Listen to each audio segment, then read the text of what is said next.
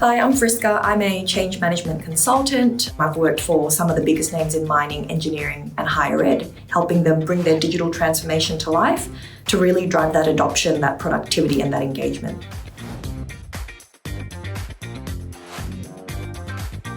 For the organisation in the near term, you've got the problem solving, you've got the time saving, there's synergies across unit. This means each project, the changes and the change impacts from that is managed in a consistent manner, so you know what you're getting, less variability. And then there was the reuse of resources. And over the longer term, it enables you to turn change into a competitive advantage. There's new strategies, you can innovate much faster, and you retain top talent. A change management practice is like any other function, and so the top three that I would say is to clarify first the role and the purpose of the CMO. Is it to develop an organisation-wide framework? Is it to train other people in change methodology? Is it going to be like subject matter experts? Will they be seconded off to different projects as and where needed? Or is it an education process? So really be clear on that. Number two is just like real estate, location matters. So I found the most effective location for CMOs is in strategy or transformation. But yeah, really choose whether you want it in HR, whether you want it in finance. It really depends on the types of changes that you'll be rolling out.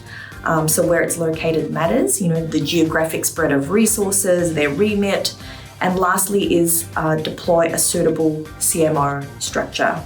So this means, is it going to be centralized? Is it going to be decentralized? Is it a hybrid model? So those are my top three, and together they set the foundation for CMO success.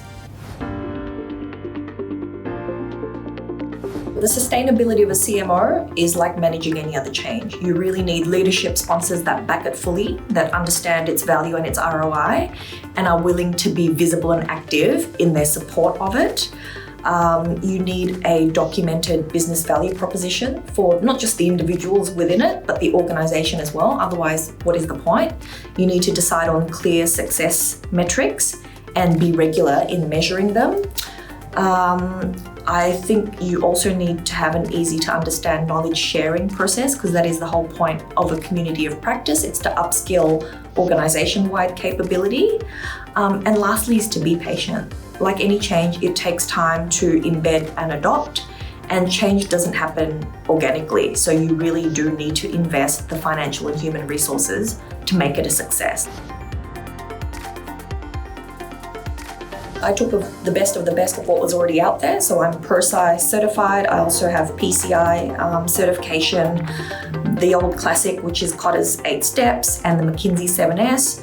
So I merged these together in a custom solution for the organisation, and I attached it to something they already knew. In that case, they had a 5-stage approach, which was how they lived and breathed by, which is a continuous improvement program. So I attached it to that. You prove ROI on a small project, a small number of projects. So that's what I did first. They were isolated technology projects. And once I did that, I codified, scaled, and applied this approach to multiple projects in the organisation. And then it just started generating momentum like a snowball. And then it was a matter of developing organisation-wide standards and practices, seeking agreement on that, and then applying it more broadly.